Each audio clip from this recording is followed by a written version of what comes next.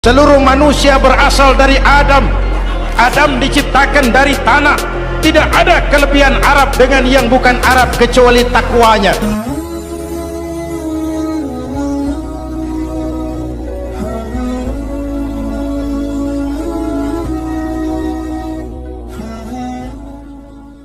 Banyak kita alami perubahan-perubahan yang terjadi, baik perubahan yang menyangkut sosial budaya, lebih-lebih yang menyangkut sosial politik.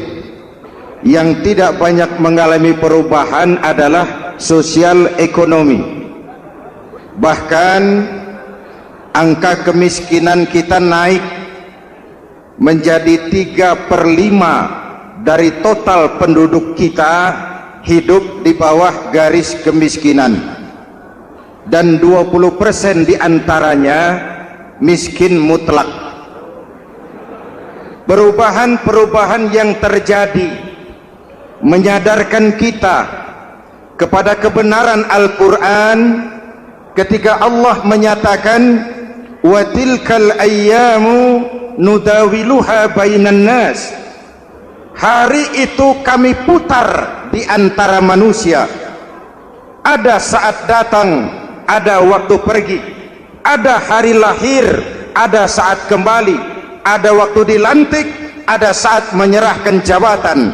Hari kami putar di antara manusia dan hidup cuma sekadar menunggu giliran.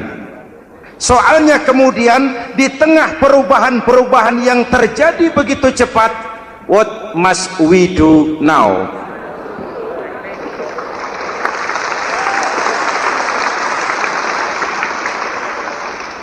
Saya juga nggak ngerti itu. Yang penting kan penampilan.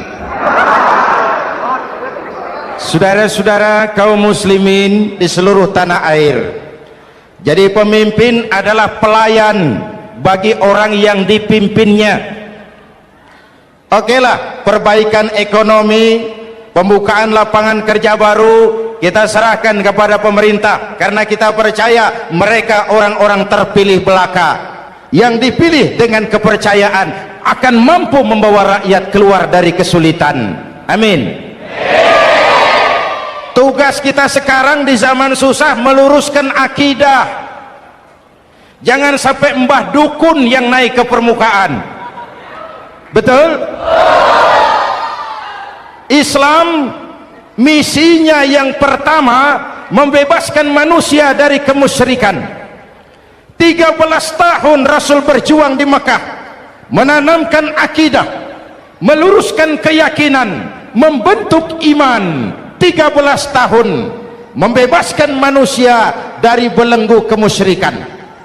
13 tahun menanamkan la ilaha illallah Muhammadur Rasul dengan seluruh konsekuensinya. Kalau saya yakin tidak ada Tuhan selain Allah, saya tidak akan meminta tolong kecuali hanya kepada Allah. Saya tidak akan pernah takut kecuali hanya kepada Allah. Saya tidak akan menggantungkan hidup kecuali hanya kepada Allah.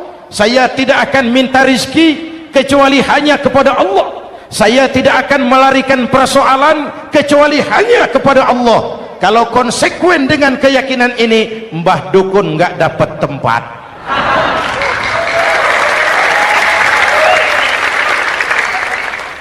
Akur?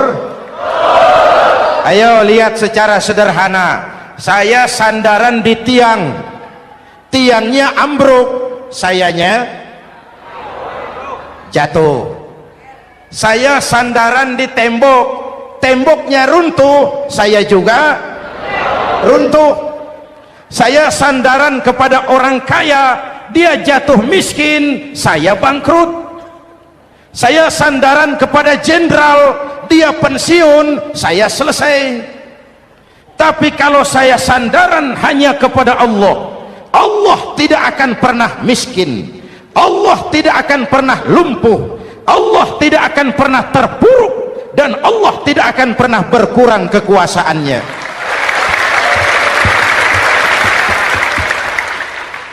Maka umat Islam sesulit apapun zaman yang kita hadapi, Allah juga tempat kita bersandar. Jelas? Selama ini kita iman dalam ucapan tapi sekuler dalam perbuatan. Di masjid ada Allah, di kantor Allah tidak ada, maka korupsi merajalela.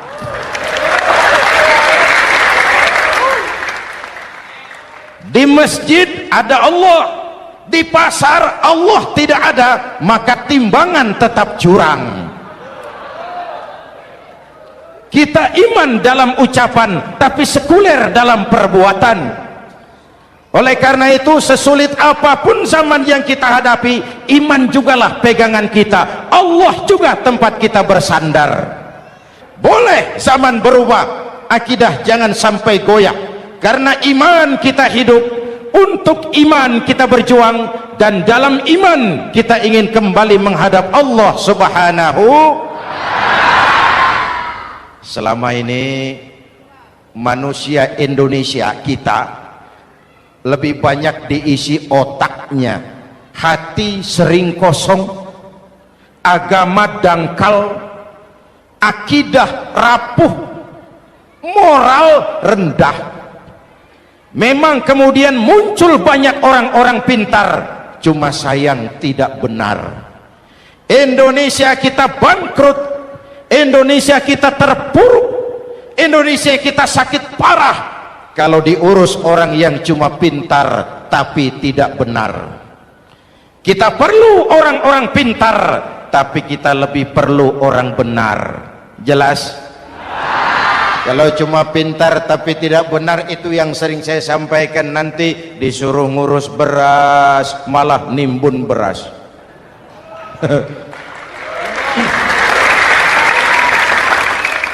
Disuruh ngurus laut malah jadi bajak laut. Disuruh ngurus hutan rame-rame jadi orang hutan. Jutaan hektar hutan Indonesia kita ini merupakan kekayaan sumber daya alam kita yang harus digunakan bagi sebesar-besar kemaslahatan rakyat. Yang disuruh ngurus hukum malah bikin hukum seperti pisau, tajam ke bawah, tumpul ke atas. Jangan heran lalu di masyarakat muncul street justice, pengadilan jalanan, sebagai refleksi dari ketidakpuasan melihat sikap hukum yang sangat berpihak. Kalau yang kecil salah, hukum cepat-cepat ditegakkan.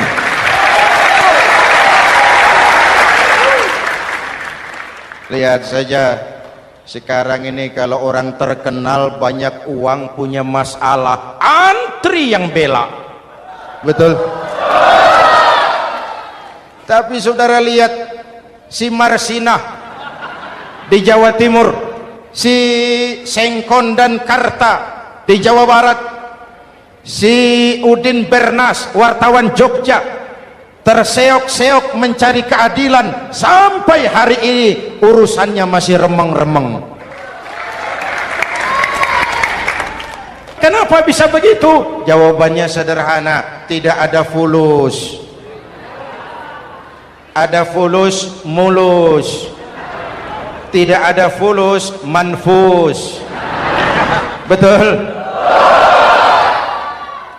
Jangan sampai para penegak hukum kita terjebak pada lagu baru, maju tak gentar membela yang bayar. Biar bertentangan dengan nurani, biar bertentangan dengan public opini, biar bertentangan dengan rasa keadilan. Siapa yang bayar itulah majikan, mau benar atau salah belain terus. Kalau seperti inilah hukum kita, mafioso keadilan akan tetap gentayangan. Hadirin yang saya hormati, 13 tahun beliau berjuang di Mekah, meluruskan keyakinan, memantapkan akidah, meneguhkan iman. Dari situ segalanya dimulai, dan ke situ segalanya akan menuju. Intan paling mahal, mutiara paling berharga, tidak lain adalah nilai-nilai keimanan. Kalau itu sudah tergadai, apalagi yang bisa kita banggakan dalam kehidupan ini? Kita merasa harta kita berharga belum ada artinya ketimbang iman. Kedudukan kita punya nilai pun belum ada artinya ketimbang dengan nilai-nilai keimanan. Itu intan paling mahal, itu mutiara paling berharga. Harta baru ada manfaatnya kalau dilandasi dengan iman. Jabatan dan kedudukan baru terasa gunanya kalau dilandasi dengan keimanan. Kalau jabatan lepas dari iman, yang akan lahir Fir'aun baru. Jelas? Kalau harta terlepas dari iman, yang akan muncul adalah konglomerat Korun. Kalau ilmu pengetahuan terlepas dari nilai dasar keimanan, maka yang akan muncul adalah ilmuwan pelacur yang menyalahkan yang benar, membenarkan yang salah untuk kepentingan pribadi. Dan kondisi seperti itu tidak akan membuat kita makin sehat. Oleh karena itu, pada kesempatan ini, pesan pertama saya, menghadapi zaman susah, tetap jaga akidah, tetap pelihara keyakinan. Kesulitan bukan untuk ditakuti, untuk diatasi. Hidup adalah kerja keras, bukan keajaiban. Perubahan tidak akan datang hanya dengan simsalabim abragadabra. Perubahan tidak akan muncul hanya dengan berandai-andai. Perubahan tidak akan turun dari langit seperti turunnya embun di waktu malam. Perubahan adalah kerja keras, sehingga Al-Quran membimbing kita, innallaha la yughayyiru ma biqaumin hatta yughayyiru ma bi anfusihim. Allah tidak akan mengubah keadaan suatu bangsa kalau mereka tidak mau mengubah apa yang ada di dalam diri mereka. Yang ada di dalam diri itu rule of thinking, state of mind, cara kita berpikir, cara kita memandang kehidupan, cara kita mengatasi persoalan. Hadirin yang saya hormati, inilah iman. Berangkat dari ini kita menyadari ini ujian buat kita rakyat. Dan kita rakyat Indonesia ini kalau sama susah sih sudah kenyang. Ya Pak, ya Pak, kita ini sebagai bangsa mengalami apa yang disebut oleh Bung Karno up and down, naik turun, timbul tenggelam, pasang surut. 350 tahun dijajah oleh Belanda, kita susah. Berangkat Belanda masuk Jepang, susah lagi. Pergi Jepang datang nikah, susah lagi. Lalu kita merdeka, dirongrong oleh berbagai pemberontakan, susah lagi. Makan bulgur, antri minyak. Lalu PKI berontak, susah lagi. Muncul orde baru, lama-lama susah lagi. Orde baru selesai, naik reformasi, mulai repot nasi, susah lagi.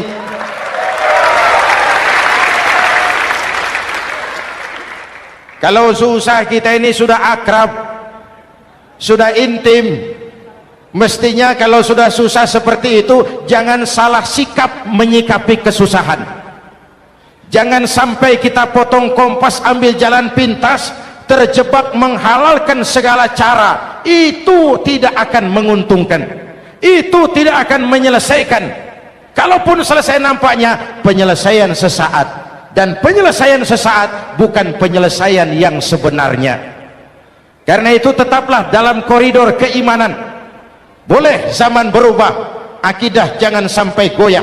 Silahkan masa berganti, tapi keyakinan jangan mati. Sekali la ilaha illallah sampai tetes darah paling penghabisan, tetap la ilaha illallah. Sanggup? 3 orang. Sanggup? 21. Sanggup? Kalau sanggup kita harus konsekuen. Saudara-saudara di seluruh tanah air, misi yang kedua dari Islam setelah membebaskan manusia dari kemusyrikan, membebaskan manusia dari ras diskriminasi, mengikat manusia dengan tali akidah. Sebelum Islam datang, manusia dibedakan oleh warna kulit, Manusia dibedakan oleh faktor keturunan, manusia dibedakan oleh faktor harta dan benda. Adalah Rasul yang mengajarkan, innallaha la yanzuru ila suwarikum wala ila amwalikum walakin yanzuru ila qulubikum wa a'malikum. Allah tidak melihat potonganmu, Allah tidak melihat hartamu. Yang Allah lihat itu adalah hatimu dan amal perbuatanmu. Jauh sebelum Amerika teriak-teriak membanggakan apa yang mereka sebut sebagai Declaration of Independence, Nabi sudah mengajarkan kepada kita semua, annas kulluhum li Adam wa Adam min turab, la fadla li arabiyyin ala ujamiyyin illa bittaqwa. Seluruh manusia berasal dari Adam. Adam diciptakan dari tanah. Tidak ada kelebihan Arab dengan yang bukan Arab kecuali takwanya. Jauh sebelum Amerika mencanangkan bahwa semua manusia dilahirkan sama, that all men are created equal. Jauh sebelum itu Islam sudah membebaskan manusia dari ras diskriminasi. Apa dalam konteks kekinian menghadapi zaman susah tetap jaga kerukunan?